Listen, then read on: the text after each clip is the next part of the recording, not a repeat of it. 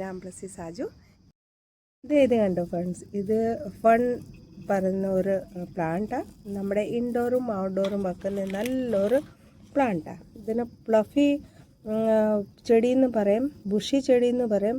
പിന്നെ നല്ലൊരു പ്ലാന്റാണ്. കർലി ഹെയർ എന്നും പറയും.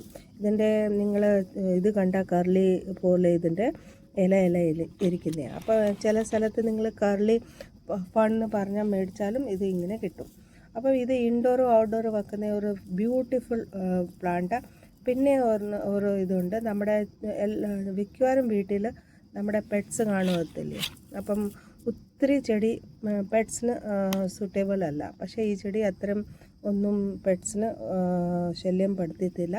അതുകൊണ്ട് ഇത് സന്തോഷമായിട്ട് നമുക്ക് വീട്ടിൻ്റെ അകത്തും വീട്ടിൻ്റെ വെളിയിലും നമുക്ക് വെക്കുന്ന ഒരു ചെടിയാണ്. അപ്പം നല്ല രസമാണ്, നല്ല എയർ പ്യൂരിഫൈ പ്ലാന്റാണ്. ഇത് നല്ല വെക്കണം, നല്ല രസമാണ്. കണ്ട നല്ല ഗ്രീൻ കളറാണ്. ഇത് ഇപ്പം എൻ്റെ ഡയറക്റ്റ് സൺലൈറ്റിൽ വെച്ചതായിരുന്നു, അതുകൊണ്ട് അത്രയും ഇത് ഭംഗി കാണുന്നില്ല. പക്ഷേ നല്ല കളറും നല്ല ഇത് വരും.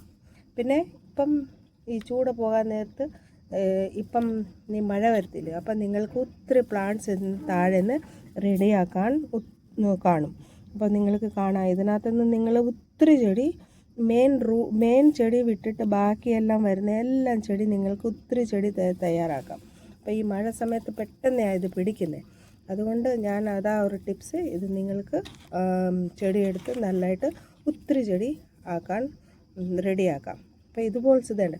ഇത് മെയിൻ ആണെങ്കിൽ ചെടീൻ്റെ താഴെ ഒരു കൊച്ചു ബൾബ് കാണും. പിന്നെ അതിൻ്റെ സൈഡിൽ നിന്ന് ഒത്തിരി റൂട്ട്സ് വരും. ഇത് ഒത്തിരി പെട്ടെന്ന് സ്പ്രെഡ് ആകുന്നത്. അപ്പോൾ ഇത് നിങ്ങൾക്ക് എടുത്ത് ഇങ്ങനെ ഒത്തിരി ചെടി, ഇപ്പോൾ ഇതിനകത്ത് ഒന്ന് കാണുന്നില്ലയോ, പക്ഷെ നോക്ക് 2-3 അവിടെ ഇവിടുന്ന് ഇതുപോലത്തെ ഇറങ്ങുന്ന അത് എടുത്തിട്ടും നിങ്ങൾക്ക് റെഡിയാക്കാം.